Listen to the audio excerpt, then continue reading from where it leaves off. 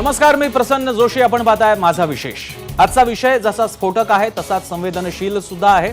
तो संवेदनशील यासाठी आहे कारण त्याच्यामध्ये जे नाव समोर येते ते नाव आपल्या सगळ्यांसाठी, भारतासाठी, जगभरामध्ये वंदनीय असं नाव आहे, ते छत्रपती शिवाजी महाराजांचं आहे. संवेदनशील यासाठी कारण ते ज्या कारणामुळे नाव चर्चेत आलेलं आहे तो विषय सगळा राज्यसभेत घडलेला आहे आणि राज्यसभेच्या विषयावरती चर्चा करत असताना काही गोष्टींची, काही बाबींचं सुद्धा ध्यान बाळगावं लागतं, अन्यथा तुमच्यावरती हक्कभंग सुद्धा येऊ शकतो, जसं आमच्या संपादकांवरती यापूर्वी येऊन गेलेला आहे. तिसऱ्या कारणासाठी तो महत्त्वाचा आहे कारण विधान ज्यांनी केलेलं आहे आणि त्यावरती आक्षेप ज्यांनी घेतलेले ते दोघेही मान्यवर आहेत. एक आहेत छत्रपती उदयनराजे भोसले, दुसरे आहेत राज्यसभेचे अध्यक्ष व्यंकय्या नायडू. आणि तिसरं कारण म्हणजे या सगळ्यामुळे आता जुने नवे सगळे स्कोर सुद्धा सेटल करण्याचे प्रयत्न चाललेले आहेत आणि त्या अनुषंगाने आपण चर्चा करणार आहोत. चर्चेला सुरुवात करण्यापूर्वी अगदी थोडक्यात या विषयाला सांगण्यासाठी की हा नेमका काय प्रकार घडला होता. राज्यसभा सदस्यत्वाची शपथ घेण्यात आली. त्यामध्ये उदयनराजे यांनी शपथ घेतल्यानंतर जय भवानी जय शिवाजी असा उद्घोष केला, ज्यावरती आता हे पुढे या सगळ्या गोष्टी थोड्याशा सीमारेषेवरती की कोणी नेमकं काय केलं, पण उदयनराजेंचं म्हणणं आहे की काँग्रेसकडून आक्षेप घेण्यात आला. त्यामुळे व्यंकय्या नायडूंनी याची जाणीव करून दिली की जरी हे राज्यसभेत विधी संसदेत कामकाज चालू असलं तर या क्षणी त्याची अवस्था ही माझ्या चेंबर सारखी आहे आणि त्यामुळे तुमचा म्हणजे काँग्रेसच्या ज्या कोणी आक्षेप नोंदवलेला आहे ती भूमिका येथे लागू नाही. आणि त्याच वेळी त्यांनी उदयनराजे यांना हे सांगितलं, मार्गदर्शन केलं की राज्यसभेमध्ये घटनेच्या नियमानुसार अशा शपथेनंतर अशा घोषणा करता येत नाही. आता इथे अतिशय नाजूक आणि बॅलन्स ठेवून आपल्याला या सगळ्या विषयाकडे बघावं लागतंय. एक अतिशय वंदनीय अशी ती प्रार्थना घोषणा आहे का, तर ती आहे. ती देण्याचा हेतू चांगला होता का, तर नक्कीच होता.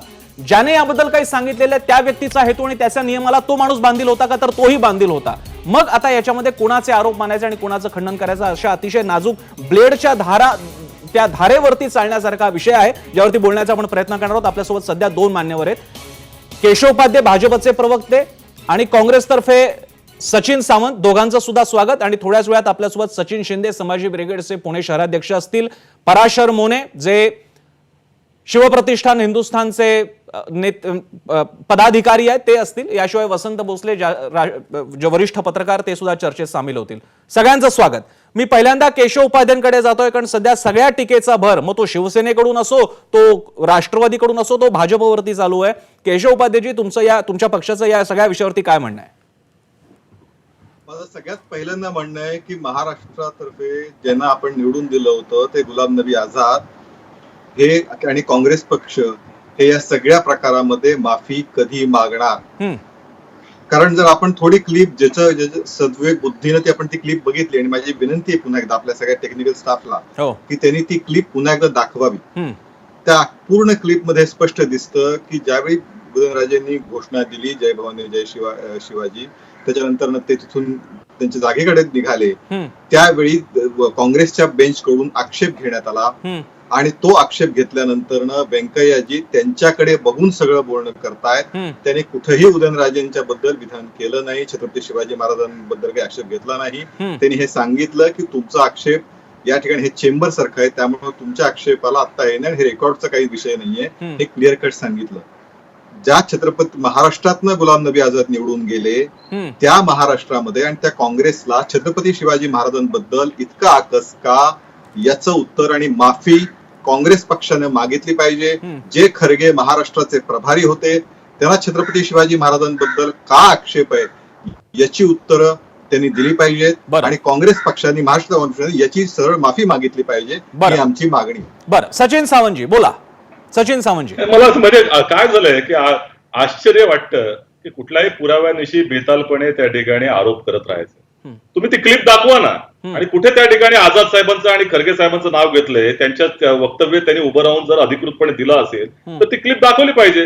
खऱ्या अर्थानं आताच्या परिस्थितीमध्ये उदयनराजेंचं दुर्दैवानं सांगायचं वाटतं की ते भारतीय जनता पक्षाला ज्या छिंदम प्रवृत्तीला त्या ठिकाणी पाठीशी घालण्याचा प्रयत्न करतात त्यांनी अगोदरही केलाय. म्हणजे उदयनराजे त्या पक्षात गेल्यामुळं त्यांना तो नाईलाज असेल, परंतु उदयनराजेंनी गड किल्ले विकणाऱ्या भारतीय जनता पक्षाचं देखील समर्थन केलं होतं. ते योग्य केलं असं त्यांचा निर्णय त्या ठिकाणी त्यांनी सांगितला होता. त्यामुळे मला असं वाटतं की आताच्या परिस्थितीमध्ये आमच्या दृष्टिकोनातून एकच खंत वाटते. सचिनजी, आक्षेप कोणी घेतला? सचिनजी, उदयनराजेंनी सुद्धा काँग्रेसचं नाव घेतलेले केशव उपाध्ये पण घेत आहेत आणि हा गंभीर आरोप आहे आणि तो आरोप चेक करता येऊ शकतो. तुमची सगळी जी मंडळी राज्यसभेत होती ते सांगू शकतात की आपल्या कुठल्या सदस्याने आक्षेप घेतला होता का. त्यामुळे तुम्ही स्पष्ट करा कोणी आक्षेप घेतला. तो त्यांनी करावा ना. आज लोकसभेमध्ये सगळे जे राहुल गांधींच्या डोळ्याकडे देखील लक्ष ठेवणारे कॅमेरे त्यांच्याकडे आहेत, त्यांनी करावा. प्रश्न असा आहे की या संदर्भामध्ये व्यंकय्या नायडूजींचं वक्तव्य सगळ्यांच्या समोर आहे, तो त्या ठिकाणी आहे ना. बरं, तुम्ही त्या संदर्भामध्ये कोणत्याही एखाद्या व्यक्तीनं जर त्या ठिकाणी आक्षेप घेतला असेल, त्याच्याकडे दुर्लक्ष करण्याचं काम देखील ते करू शकतात. त्यांनी का त्या ठिकाणी त्याबद्दल उदयनराजेंना समज दिली? पण तो क्ष व्यक्ती काँग्रेसचा नाही सचिन, असा तुमचा दावा आहे. आपण किमान ते क्लिअर करू, म्हणजे मी पुढे जातो. ती क्ष व्यक्ती काँग्रेसची नाही असा तुमचा दावा आहे का? म्हणजे मी पुढे जातो. आम्हाला हे बघा, मी त्या ठिकाणी राज्यसभेत नव्हतो, मी स्वतः तिथे नाहीये ना, तिथे अधिकृतपणे कोणीही त्याकडे वक्तव्य केले ना व्यंकय्या नायडूंनी काँग्रेसचं नाव घेतलेलं आहे. बरं, उदयनराजेजी ज्या वेळेला असं म्हणतायत त्यावेळेला ते व्यंकय्या नायडूंना वाचवण्याचा प्रयत्न करतात. आमचं एवढीच खंत ऐकून घ्या एकच मुद्दा आहे. बोला बोला. की लोकसभेमध्ये मला एक सांगा, लोकसभेमध्ये ज्या पद्धतीच्या घोषणा भाजपच्या खासदारांनी केल्या त्याही आपल्या समोर आहेत. त्यांना त्यावेळेला समज का दिली गेली नाही? बरं, तुम्ही लक्षात घ्या, त्या तर अधिकृतपणे त्या ठिकाणी सभागृहामध्ये होत्या घोषणा झालेल्या, त्याच्याबद्दल केली नाही. दुसरीकडे याच्याच पलीकडे पंतप्रधान ज्या वेळेला बैठक बोलवतात त्यावेळेला छत्रपतींच्या वंशजांना शेवटच्या लाईन मध्ये उभं केलं जातं. आम्हाला त्या दृष्टिकोनातून वैषम्य वाटतं की हा तो इतिहासाची पुनरावृत्ती आहे की ज्या औरंगजेबानं त्या संदर्भामध्ये शिवाजी महाराजांना 5,000 दलाच्या प्रमुखांच्या बरोबर त्या ठिकाणी ठेवलं होतं आणि त्याच्या पुढचा इतिहास आपल्याला माहिती आहे आणि तो संताप आपल्या सगळ्यांच्या मनामध्ये अजूनही आहे. आणि तशाच तऱ्हेची जर वागणूक अशा पद्धतीने दिली जात असेल तर आम्हाला त्याचं वाईट वाटतं. संभाजी आपल्या उदयनराजेंना वाटत नसेल, परंतु आम्हाला ह्याच्या दृष्टिकोनातून बघावं लागेल की भाजपचा इतिहास काय सांगतोय. भाजपचा इतिहास हा सांगतोय की त्यांच्याच पक्षामध्ये चिंतम होता. भाजपचा इतिहास हा सांगतोय की नरेंद्र मोदींची तुलना शिवाजी महाराजांची करणारे भाजपचेच कार्यकर्ते होते, नेते होते, जे त्या ठिकाणी उत्तर प्रदेशचा मुख्यमंत्री त्यांनी देखील केली. आणि आज के शिवाजी म्हणणारा तो जय भगवान गोयल अजूनही पक्षाच्या बाहेर नाही, त्या पक्षामध्येच आहे, भाजपमध्येच अजून आहे. त्यांचं पुस्तकही बॅन केलं गेलेलं नाही, हेही त्या ठिकाणी आहे. गड किल्ले विकणारं कोण होतं तर भाजपचे होते. आणि छत्रपती शिवस्मारकाच्या संदर्भामध्ये भ्रष्टाचार करणारे कोण होते तर ते देखील भाजपचे नेते होते. एका ठिकाणी मी या बाबतीत केशव उपाध्ये यांची प्रतिक्रिया घेतो आणि त्यानंतर मला पुण्याच्या पाहुण्यांकडे जावं लागेल. आपल्यासोबत संतोष शिंदे संभाजी ब्रिगेडचे पुणे अध्यक्ष आणि पराशर मोने शिवप्रतिष्ठान हिंदुस्थानचे पदाधिकारी आहेत. पण त्यांच्याकडे जाण्यापूर्वी फक्त काही गंभीर मुद्दे आता सचिन सावंतांनी मांडले, तेवढ्यापुरता मी केशव उपाध्यांकडे जातो. उपाध्ये बोला. बेछूट आणि बेफाम बोलत राहणं ही सचिन सावंतांची खासियत आहे. त्यांनी आज पुन्हा त्याचं प्रत्युत्तर दिलं. पंडित नेहरूंनी छत्रपती शिवाजी महाराजांबद्दल काय विधानं केली होती, नंतर ती कशी बदलण्यात आली, इतिहास काढायचा का सचिन सावंत? काँग्रेसची मानसिकता पंडित काय होती? छत्रपती संभाजी महाराजांना त्यांनी म्हटलं होतं, दारुडे म्हटलं होतं, त्याच्याकडे पण जाऊ आम्ही बोलू. चला तयार आहे, ठोकपणे तयार दुखाते. अहो तुमचा इतिहास शिवाजी महाराजांच्या विरोधाचा आहे. ज्या छत्रपतींना राज्याभिषेक करण्याकरता जी मनाई केली त्या विचाराचं तुम्ही त्या ठिकाणी पुढे आलेला. छत्रपती शिवाजी महाराजांचा उल्लेख शिवाजी महाराजांचं नाव घेण्याच्या त्या ठिकाणी तुमची पात्रता नाही आहे, नैतिकता नाही आहे. शिवस्मारकामध्ये देखील भ्रष्टाचार करणारे, शिवाजी महाराजांच्या नावानं योजना आणायच्या कर्जमाफीच्या, त्याच्यामध्ये खोटं सांगणारे, ही भाजपाची प्रवृत्ती आहे. संभाजी महाराजांना कोणी म्हटलं? गोळवलकरांनी म्हटलं चला निषेध करूया. मी केशव उपाध्ये आणि सचिन सावंत तुम्हा दोघांकडे आलो होतो पुरेसा वेळ देण्यासाठी आणि आम्ही सगळे तिघही शांत राहिलो, बाकीचे पुण्याचे 2 गेस्ट आणि मी सुद्धा. पण आता मला त्यांच्याकडे जावं लागेल. मी पहिल्यांदा जातोय समाजी ब्रिगेडच्या संतोष शिंदे यांच्याकडे. संतोष शिंदेजी, समाजी ब्रिगेडने आंदोलन सुद्धा हाती घेतलेलं आहे, नायडूंना पत्र पाठवण्याचं वगैरे. पण एक सूर असा समोर येतोय जो संजय राऊतांनी सुद्धा, आता इथे ह्याच्यात पुन्हा धागेदोर आहेत.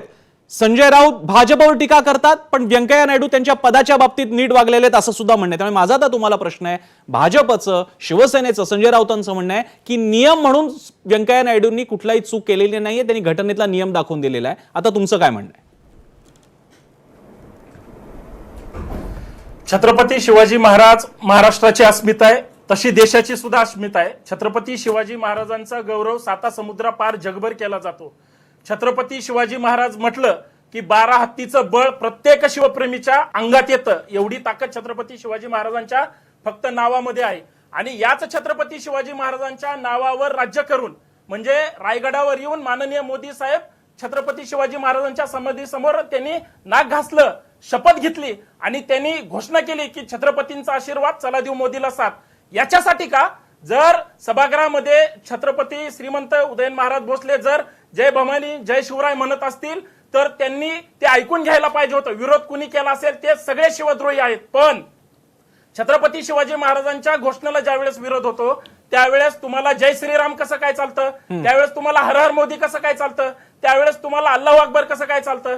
त्यावेळेस तुम्हाला इतर ज्या समाजाच्या घोषणा आहेत, जय बंगाल कसं काय चालतं मग? कारण तुमचे बोलायचे दात वेगळे. तुम्हाला ज्यावेळेस सोयीनं शिवाजी महाराज पाहिजे असतो त्यावेळेस तुम्ही वापरता. त्याच शिवाजी महाराजांची शपथ घेऊन नायडू साहेब सत्तेवर आले, सत्तेची चव घेतात.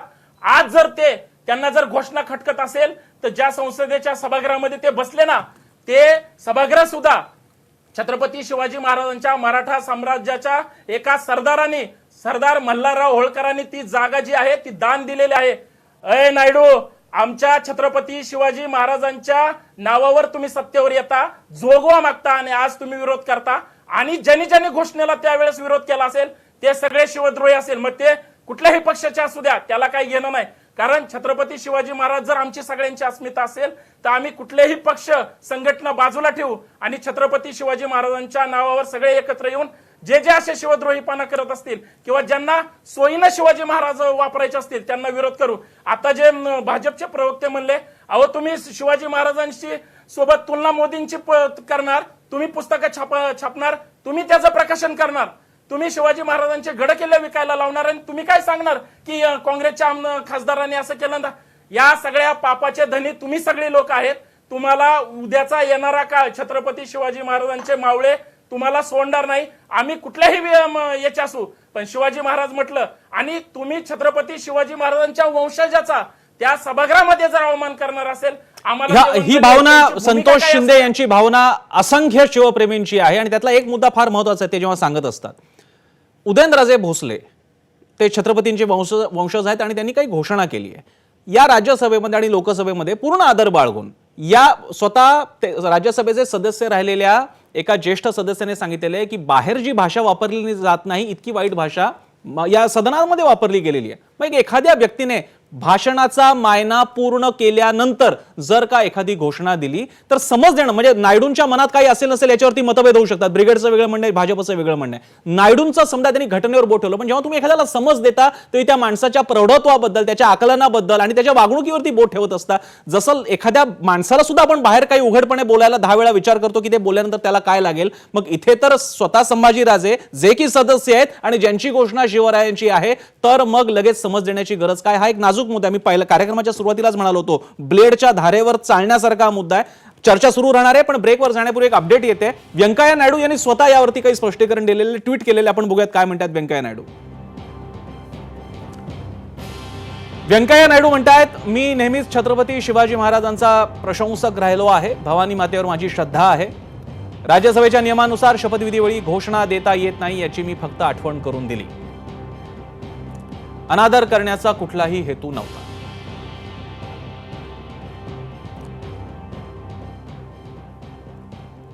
या इथे आपण एक ब्रेक घेणार आहोत आणि ब्रेकच्या नंतर मी इथे आपल्या प्रेक्षकांसाठी सांगू इच्छितो, कार्यक्रमाच्या सगळ्यात शेवटच्या भागामध्ये एक अशी बाब आपण समोर आणणार आहोत की ज्यामुळे संसदेमध्ये घोषणेच्या शपथविधी तर सोडूनच द्या, त्या संसदेच्या सभागृहांमध्ये आणि भारताच्या अशा सगळ्या जनमान्य सभागृहांमध्ये महापुरुषांचं नाव घेणं याच्यात काहीही चूक नाही आणि तो कामकाजाचा सुद्धा कसा भाग असू शकतो याचा एक कधीही समोर न आलेला पैलू आपण मांडणार आहोत. पण सगळ्यात शेवटच्या सेगमेंटमध्ये पाहत राहा एबीपी माझा.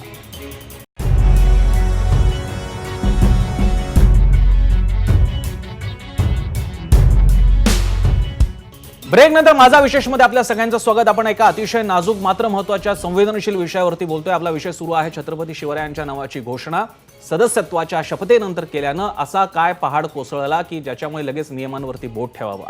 अनेक जण दोषी पण आहेत, अनेक जणांवरती दोषी ठेवायचं की नाही हा पण प्रश्न आहे. आपल्यासोबत आता 2 पाहुण्यांकडे मी जाणार आहे. एक आहेत पराशर मोने, शिवप्रतिष्ठान हिंदुस्थानचे समन्वयक, आणि वसंत भोसले, वरिष्ठ पत्रकार आपल्यासोबत असेल. मी पहिल्यांदा पुण्याला जातो मोने यांच्याकडे. मोनेजी, या विषयावरती तुम्हाला जे काही मांडायचं ते तर मांडाच, पण त्याला फक्त जोडीला तुमच्या आठवणीसाठी संजय राऊत यांनी असं म्हटलेलं आहे की एवढं सगळं होऊन सुद्धा संभाजी भिडेंनी सोलापूर, सांगली वगैरे बंदची हाक अजून दिलेली नाही, हा टोमणा मारलेला आहे. तुम्हाला काय म्हणायचं आहे?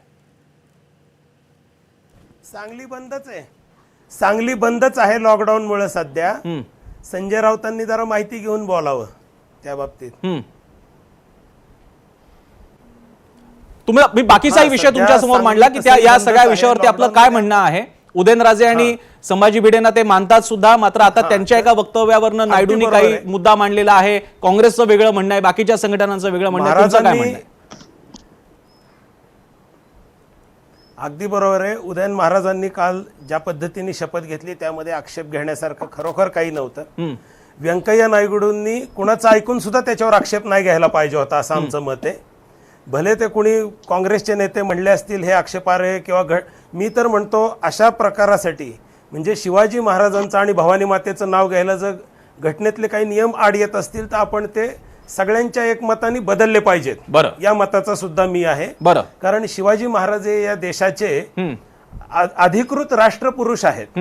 म्हणजे ज्या राष्ट्रपुरुषांच्या यादी आहे भारत सरकारने घोषित केलेली त्यामध्ये शिवाजी महाराजांचं नाव आहे. एखाद्या राष्ट्रपुरुषाचं नाव हे सभागृहात घ्यायला आक्षेप असायचं काहीच कारण नाही. व्यंकय्या नायडूंनी त्यांना तर समजून सांगितलं पण त्यांना हे समजून सांगायला पाहिजे असतं होतं की हे आम्ही अधिकृत करून घेऊ, तुमची तयारी आहे का. बरं. माझा सगळ्या पक्षाच्या लोकांना प्रश्न आहे हा, इतर अनेक पक्षांचे प्रतिनिधी आहेत की ही घोषणा अधिकृत करायची झाली तर तुम्ही याला पाठिंबा दर्शवाल का. तुमचे केंद्रातले नेते म्हणजे सोनिया गांधी, नरेंद्र मोदी, अजून जे काही उद्धव ठाकरे, वेगवेगळ्या पक्षांचे नेते, शरद पवार आहेत, बरं, हे सगळे जय भवानी जय शिवाजी ही घोषणा आक्षेपार्ह नाही, घटनात्मक दृष्ट्या आक्षेपार्ह नसावी या दृष्टीने तरतुदी करायला पुढाकार घेतील का हा माझा प्रश्न आहे. आपण हा एक अतिशय महत्त्वाचा मुद्दा आहे पराशर मोनेजी. मी माझ्या कार्यक्रमाच्या शेवटच्या टप्प्यात मी तो मुद्दा पुढे घेऊन जाणार आहे. तुम्ही मुद्दा मांडलेला तो इंटरेस्टिंग आणि महत्त्वाचा मुद्दा आहे. त्यापूर्वी मी वसंत भोसलेंकडे मी जातो आणि त्यानंतर प्रवक्त्यांकडे जाईन. भोसलेजी, चर्चा तुम्ही किती पाहिली मला माहित नाही कारण तुम्ही आता चर्चेत सहभागी होताय.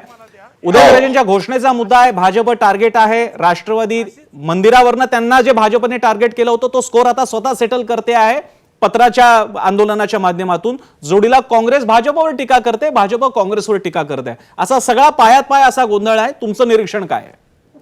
नाही, मला वाटतं की संकेतानुसार जर घोषणा कुठली द्यायची नसेल तर ती स्पष्ट कल्पना सदस्यांना अगोदरच द्यायला पाहिजे.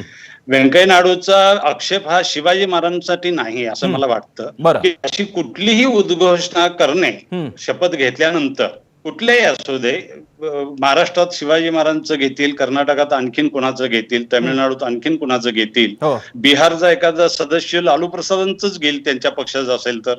माझं असं वाटतं की या संदर्भाचे निकष जर एकदा ठरलेले असतील तर तशा प्रकारची कुठलीही उद्घोषणा करू नये. जी सभागृहात जेव्हा तुम्ही मोकळेपणानं बोलतात त्यावेळेला तुम्हाला करता येते, त्यावेळेला सर्वजण करतात. शिवाजी महाराजांच्या आदर्शांचा उदाहरणही दिली जातात, शिवाजी महाराजांच्या राज्यकारभाराची उदाहरणं दिली जातात, जय भवानी जय शिवाजीच्या घोषणाही दिल्या जातात आणि त्याला काही आक्षेप असायचं काही कारण नाही मला वाटतं. आणि तसा आक्षेप राज्यघटनेत पण नाही किंवा संसदेच्या कामकाजात पण नाही आहे. संसदीय असंसदीय शब्द जे वापरतात त्याला फक्त आक्षेप आहे. आणि जर माझं असं म्हणणं आहे की शपथ घेत असताना तुम्ही चेंबरमध्ये, सभापतींच्या चेंबरमध्ये शपथ घेत असता किंवा सभागृहात शपथ घेत असाल तर त्याला जर संकेत असा असेल की कुठलीही उद्घोषणा करू नये किंवा कुठलीही घोषणा करू नये, कारण आपला देश हा विविधतेने नटलेला देश आहे. विविध ठिकाणी विविध राष्ट्रीय पुरुषांच्या प्रतिमा, राष्ट्रीय बंगालमध्ये सुभाष बोसचं नाव घेतलं जातं, तामिळनाडूमध्ये आणखीन कोणाचं घेतलं जातं. त्याच संदर्भात आता समोर तुमच्या बसलेल्यांच्या अनेकांचे वैचारिक मतभेदही असतील. मला असं वाटतं की त्यामुळं मला असं वाटतं की जर भाजप शिवसेना असं जर करायचं असेल आणि व्यंकय्या नायडू यांनी भाजपचे आहेत म्हणून त्यांनी घेतला असं कुठं होऊ शकतं का, हे मला वाटत नाही की ते काही चुकीचं आहे. संकेत असा आहे की असं कुठलीही घोषणा घेऊ नये असं आहे. तर शिवाजी महाराजांच्या विषयी घेऊ नये किंवा शिवाजी महाराजांचं तुम्ही का घेतला किंवा भवानी मातेचंच नाव का घेतलं असं त्यांचा आक्षेप असण्याचं काही कारण नाही मला वाटतं. आणि त्यांनी तसं स्पष्ट आता ट्विटमध्ये सुद्धा केलंय, जे ट्विट तुम्ही आता दाखवलं. म्हणून मला असं वाटतं की संसदीय परंपरेच्या काही हे असतील, मर्यादा असतील, त्या मर्यादा पाळाव्यात. आणि जर आता एक सूचना ज्यांनी मोदींनी केली की घटनेमध्ये दुरुस्त करावी किंवा त्याच्यात करावी, ते करायचं झालं तर आपल्या देशामध्ये विविध ठिकाणी विविध महापुरुष इतक्या प्रकारे होऊन गेलेले आहेत. मग त्याचा क्रम कसा लावायचा, त्याचं हे कसं करायचं. मी वसंत भोसलेजी मी त्याच्याकडे येणार आणि असा काहीही क्रम न लावता, असा कोणताही क्रम न लावता सुद्धा शपथही घेतली जाऊ शकते, ती अधिकृतही ठरू शकते आणि त्यानंतर तुम्ही घोषणाच काय, तुम्ही आरत्या म्हटल्या तरी फरक पडणार नाही, असं अगदी सहजपणे करणं शक्य आहे कोणाच्याही भावनांना ठेस न पोहोचवता. मी त्या मुद्द्याकडे येणार. मी जातोय केशव उपाध्यायांकडे आणि सचिन सावंतांकडे. केशवजी, हा फक्त आताचा मुद्दा नाही, हा फक्त नायडूंचा मुद्दा नाहीये. आता परवा जेव्हा महाराष्ट्रामध्ये शपथविधी झाला तेव्हा सुद्धा हाच प्रकार शिवाजी पार्क वरती सुद्धा झाला होता. कोश्यारी यांनी असेच आक्षेप घेतले होते आणि त्याच्यावरती सुद्धा वादंग झाला. आता याच्यामध्ये नाजूक मुद्दा असा आहे की कोश्यारी काय किंवा नायडू काय ते बोट ठेवतायत नियमांवरती, पण इथे आपण एक सारासार विवेक ठेवून फक्त शपथेचा पाठ हा मायन्यानुसार आहे का एवढं बघून विषय सोडून का देत नाही? हे बोट ठेवल्यामुळे जो मान अपमानाचा मुद्दा उपस्थित होतो तो टाळता नाही का येणार उपाध्याय? या चर्चेमध्ये सुरुवातीपासून प्रसन्न तुम्ही व्यंकय्यांपासून माझ्यावरती एक बायसपणे आक्षेप घेत आहात. मलाही पूर्ण चर्चा करू दिली जात नाही. सुरुवातीला तुम्ही हे सांगितलं की दोघांनी पहिली घटना घोषणा दिली आणि दुसरं व्यंकय्यांनी आक्षेप घेतला. ते खरा आक्षेप घेतला या ठिकाणी ते तुम्ही सांगितलं नाही. असं मी म्हणालो उपाध्याय, तुम्ही ऐकलं नाही. मी असं म्हणालो की उदयनराजे पण म्हणालेत की विरोधकांनी आक्षेप घेतला, काँग्रेसने आक्षेप घेतला. मी म्हणालो कार्यक्रमाच्या सुरुवातीला तुमचं स्टेटमेंट जे होतं, तुम्ही जे स्टेटमेंट करत होता ते पहिलं स्टेटमेंट रेकॉर्डिंग आता काढून जरूर बघा. खुल्यापणाने सांगणं तुमचं स्टेटमेंट, उदयनराजे स्टेटमेंट तुम्ही जे सांगतात ते वेगळं आहे. बरं, तुम्ही भूमिका मांडत होता त्यावेळी तुम्ही दोन मुद्दे त्याचे घेतलेत, एक घोषणा आणि त्याच्यानंतर राष्ट्रपती व्यंकय्यांनी केलेलं विधान. या सगळ्या चर्चेमध्ये प्रामुख्याने मगाशी सुद्धा मला बोलू देत असताना तुम्ही सचिन सावंतांना अडवलं नाही. मी एक शब्दही त्यांची चर्चेत बोललो नव्हतो. म्हणजे एका अर्थाने अन्याय कृपया करून एवढी माझी विनंती. ठीक आहे, पूर्ण करा. मी पूर्ण करू लागले 20 सेकंदामध्ये पूर्ण करतो. मुळामध्ये असं आहे की सगळ्यात पहिल्यांदा या ठिकाणी विषय जर काँग्रेसने आक्षेप घेतला नसता, पुन्हा एकदा मी सांगितलं की ती दाखवा क्लिप, त्या चर्चेमध्ये जर हा विषयच पुढे आला नसता, व्यंकय्यजींना काही आठवण करून द्यायची वेळ नसती आली की नियमानुसार शपथ घेतली पाहिजे वगैरे, ते सुद्धा त्यांनी काँग्रेस सदस्यांनी सांगितलं आणि हेही सांगितलं की सभागृह नाही माझं आहे त्यामुळे तुमचे नियम इथे नाहीत असं काँग्रेसला त्यांनी सांगितलं. त्यांनी उदयनराजेंना सांगितलं नाही. त्यामुळे हा पहिला मुद्दा गैरसमज मनातनं काढला पाहिजे. हा सगळ्यात पहिला मुद्दा. दुसरा मुद्दा, गड किल्ले विकण्याची भाषा करता नळदुर्गचा ज्यावेळी पृथ्वीराज चव्हाण मुख्यमंत्री होते, सगळ्यात पहिला किल्ला नळदुर्गचा भाड्याने देण्याचा निर्णय पृथ्वीराज चव्हाण यांच्या कालखंडात झाला. तो आपण विसरला का? तो अजूनही तशाच पद्धतीने सुरू आहे. त्यामुळे गडकिल्ले विकण्याची भाषा, या महाराष्ट्रामधल्या गडकिल्ल्यांची अवस्था, काँग्रेस राष्ट्रवादीच्या काळात किती पैसे मिळाले, त्या गडकिल्ल्यांचा किती विकास झाला, पंतप्रधान नरेंद्र मोदी हे येऊन गेले रायगडावरती, काँग्रेसचे कोणते ज्येष्ठ नेते आतापर्यंत रायगडावरती आलेत हे एकदा सांगा जरा. कुठले नेते आले होते? कधी सोनिया गांधी, राहुल गांधी कधी रायगडावर गेल्यात? त्यामुळे मुळात आणखीन राष्ट्रपती भवनामध्ये छत्रपती शिवाजी महाराज तैलचित्र हे कुठल्या कालखंडामध्ये लागलं? ते आत्ता लागलं. 70 वर्षात आठवले नाही काँग्रेसला कधी छत्रपती शिवाजी महाराज. त्यामुळे या सगळ्या ज्या गोष्टी आहेत त्या गोष्टींचा विचार म्हणजे काँग्रेसने दावा करावा. आणि पंडित नेहरूंचं तर काय विधान होती त्या चर्चा मला करायची, जायचं नाहीये. त्यामुळे काँग्रेसला छत्रपती शिवाजी महाराज कधीच प्रेम नव्हतं नाही. त्यांनी केवळ मतांची. मी केशवजी मी तुम्हाला 20 सेकंदापेक्षा जास्त वेळ दिलेला आहे आणि मी मध्ये सुद्धा तुम्हाला अडवलं नाहीये. फक्त एक स्पष्टीकरण घेऊन ब्रेक देतो कारण मला सचिन सावंतांकडे आणि मग पुढे पुण्याच्या गेस्टकडे जायचंय. मी कार्यक्रमाच्या सुरुवातीला नायडूंबद्दलचे आक्षेप काय आहेत त्याच्या बाबतीत उदयनराजे काय म्हणाले तेही मी म्हणालो की उदयनराजेंचं म्हणणं आहे मला काँग्रेसच्या लोकांनी आक्षेप घेतलाय, माझा त्यांच्यावरती म्हणणं आहे हे मी कार्यक्रमाच्या सुरुवातीला म्हणालेलो आहे. स्टँड अलोन मी फक्त व्यंकय्या नायडूंबद्दल बोललेलो नाही. हे तुम्ही कार्यक्रमाची क्लिप नंतर बघू शकता, वेबसाईटवरती उपलब्ध असेल marathi.abplive.com तुमच्या माहितीसाठी. छोटासा ब्रेकच्या नंतर चर्चा सुरू राहणार आहे सचिन सावंतांसोबत. पाहत राहा एबीपी माझा.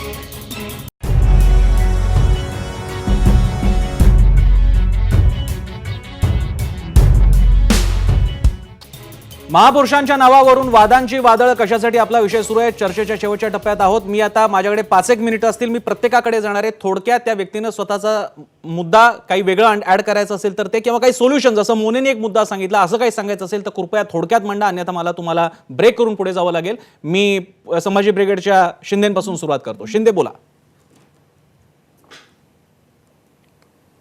छत्रपती राजाराम महाराजांनी जिंजीच्या किल्ल्यावरून तामिळनाडूतच आहे तिथून राज्यकारभार केला आणि मोगलांशी त्यांनी ज्या पद्धतीनं लढले ते आदरणीय नायडू साहेबांना माहीत असलं पाहिजे. जाणीवपूर्वक छत्रपती शिवाजी महाराजांना किंवा त्यांच्या जयघोषणेला सॉफ्ट टार्गेट समजून का त्यांची बदनामी केली जाते किंवा अवमान केला जातो हा संशोधनाचा विषय. छिंदम जन्माला येतो. आदरणीय फडणवीस साहेब शाहू महाराजांना सामाजिक कार्यकर्ते म्हणतात. हे जाणीवपूर्वक जर चालत असेल तर हे थांबलं पाहिजे. छत्रपती शिवाजी महाराजांचे मावळे प्रत्येक पक्षामध्ये सोयीनं वाटून घेतल्यामुळं ते सोयीनं राजकारण करतात. भाजपवाले काँग्रेसला बोलतात, काँग्रेसवाले सेनेला किंवा आज भाजपला बोलतात. विनाकारण वाद निर्माण करून राष्ट्रपुरुष असणाऱ्या छत्रपती शिवाजी महाराजांना सगळ्यांनी सर्वोच्च ठेवण्यासाठी मग ते संसदेचं सभागृह सुद्धा असू द्या सगळ्यांनी सन्मानाने बोललं पाहिजे. आणि वेळ पडली तर आपल्याला सगळ्यांना त्या कायद्यामध्ये दुरुस्ती करून सुद्धा छत्रपती शिवाजी महाराजांचा मी त्या मुद्द्याकडे येतो. शिंदेजी हा मुद्दा बहुधा सगळ्यांना पटत चालला. मी त्या मुद्द्याकडे येतो. तरच आपण त्या प्रेरणेने आपण पुढे जाऊ शकतो. ठीक आहे. विनाकारण खोटारडेपणा कुणी करू नये. मोने थोडक्यात प्लीज. आता जे काही शिवाजी महाराजांच्या केवळ घोषणेवरनं जे काही प्रेम शिवाजी महाराजांच्या बद्दलचं दिसतंय, शिवाजी महाराजांचा ध्येयवाद स्वीकारण्यासाठी सुद्धा असाच उत्साह सगळ्या पक्षांमध्ये दिसावा अशी पण माझी अपेक्षा आहे. बरं, एकच उदाहरण देतो की दिल्लीतल्या औरंगजेब रस्त्याचं नाव मोदींनी बदललं, परंतु महाराष्ट्रातल्या औरंगाबाद गावाचं नाव बदलायला हे सगळे पक्ष एकत्र येतील का, हा पुन्हा एकदा माझा त्यांना प्रश्न आहे. बरं. ज्या औरंगजेबाने संभाजी महाराजांची हत्या केली त्याचं नाव बदलायला असे सगळे पक्ष एकत्र येतील का? ठीक आहे, तेच मोदी- ठीक ज्यांच्या आहे. भावना आज मी दुखावल्या विषयाची गेल्या, चौकट मोडणार ते नाही, येतील का? विषयाची चौकट मोडणार नाही. साहेब, वसंत भोसलेंकडे शेवटी मी जाणार आहे. केशव पाध्ये, तुमचा काही मुद्दा असेल तर थोडक्यात नाही, पण आपल्याला याच्यात बदल माझं करता येईल, एवढं- कायद्यात बदल करता येईल. शपथेनंतरचा भाग हा व्यक्तिगत मानून त्याच्या बाबतीत कोणती टिप्पणी न करणे असा काही बदल आणू शकतो आपण केशवजी? असा बदल करायला व्यासपीठावर सगळ्यांनी जर एकत्र येऊन केला तर त्याला मला वाटतं अनेक वेळा आपण चांगले बदल केलेत जे आवश्यक आहेत देशासाठी, जे पुढे जायला. आणि छत्रपती शिवाजी महाराज हे प्रत्येकाचं आदराचं स्थान आहे, तेव्हा अशा प्रकारचा बदल कुणी सुचवला, त्या ठिकाणी व्यासपीठावर आणलं तर त्याचा कुणीच त्याला विरोध करणार नाही, सगळेच त्याचं स्वागतच करतील. ठीक आहे, सचिनजी बोला. मला बोलायला दिलं नाही. सचिनजी, नाही, मगाशी तुम्ही माझ्याकडे येणार होतात पण मला बोलायलाच दिलं नाही. ठीक आहे, तुम्ही बोला. सगळ्यांच्या समोर बोला ठिकाणी सचिनजी, दिलं. तुम्ही बोला. कारण बरंच काही खोटं केशव उपाध्याय बोला, बोलून गेले, बोला. त्यामुळे त्याचं स्पष्टीकरण देण्याची गरज देखील आहे. बोला. पहिली गोष्ट अशी की यांच्याबद्दल ज्या ज्या वेळेला भारतीय जनता पक्षाचा विषय येतो त्यावेळेला आक्षेप त्या ठिकाणी का निर्माण होतो याचं कारण आहे की यांची विचारधारा ज्या गोडवणकरांकडनं येते, त्यांनी छत्रपती संभाजींचा केलेला अवमान असेल किंवा जी विचारधारा छत्रपती शिवाजी महाराजांच्या राज्याभिषेकाला विरोध करणार होती त्या विचारधारेला पुढे घेऊन जाणारे हे लोक असतील किंवा त्या पद्धतीनं विकृत करणं असेल शिवाजी महाराजांच्या इतिहासाचं ते असेल, तर ह्या दृष्टिकोनातून त्यांच्याकडे पाहिलं जातं. खंत ही आहे की ह्या संदर्भामध्ये सरळ सोडपणे सगळ्या देशाच्या समोर व्यंकय्या नायडूजी छत्रपती उदयनराजेजींना समज देतात, परंतु लोकसभेमध्ये ज्या वेळेला अशा घोषणा होतात त्यांना समज दिली जात नाही. लक्षात घ्या उपाध्यक्ष प्लीज, मी तुम्हाला त्यांनी अडवलं नाही, मी पण अडवलं नाही. आता त्यांनी पूर्ण करू. जो छिंदम यांच्या पक्षामधला जो छिंदम निर्माण झाला त्याला संरक्षण देण्याचं काम, पोलीस प्रोटेक्शन देण्याचं काम यांनी केलेलं आहे. लक्षात घ्या. त्यामुळे हे सगळे भारतीय जनता पक्ष, RSS हे शिवाजी महाराजांच्या विचारांच्या, शिवाजी महाराजांच्या नीतीच्या, शिवाजी महाराजांच्या कार्याच्या विरोधात आहेत आणि म्हणूनच त्या ठिकाणी त्यांचा विरोध होतो, त्यांना त्याबद्दल पाहिलं जातं. नरेंद्र मोदीजींच्या नावाने त्या ठिकाणी ते पुस्तक काढलं. मला असं वाटतं, मला सचिनजी आणि केशवजी, जिथे दोन वेगळ्या संघटना सुद्धा एकमत होऊन काही एक चांगला मुद्दा मांडत होत्या पुण्याला, मग ते ब्रिगेड असेल ना तर शिवप्रतिष्ठान असेल, आणि आपण इकडे सोल्युशनच्या दिशेने जातोय, तिथे सुद्धा आपण आता जुन्या गोष्टी सांगतायत. मग नेहरूंची भूमिका कशी होती आणि मग इकडे श्रीपाद छिंदम कुणाकडे होता आणि मग कोण कोणाला औरंगजेबाचं नाव बदलते आणि जिल्ह्याचं नाव का बदलत नाही, अशा याच्यात नको जायला. एक मुद्दा जो मी कार्यक्रमाच्या शेवटी मांडणार होतो तो असा की जर का आपल्या संसदेपासून ते महापालिकेच्या सभागृहापर्यंत महापुरुषांचे फोटो तिथे असतात आणि ते सेक्रेट सभागृह आहे, तो केवळ ती जागा नव्हे, त्या जागेचं एक विशिष्ट, मी संसदेच्या आत असतो तेव्हा माझ्यावरती डिफेमेशन, माझ्यावरती कोणी अब्रू नुकसानीचा दावा दाखल करू शकत नाही जर का मी सदस्य असेल, पण बाहेर असताना माझ्यावरती केस दाखल होऊ शकते. जर त्या विशिष्ट भौगोलिक स्थानामध्ये फोटो असू शकतात महापुरुषांचे, तर एक भावना म्हणून त्यांचा उद्घोषणा केली तर त्याबद्दल आक्षेप असायचं कारण नाही.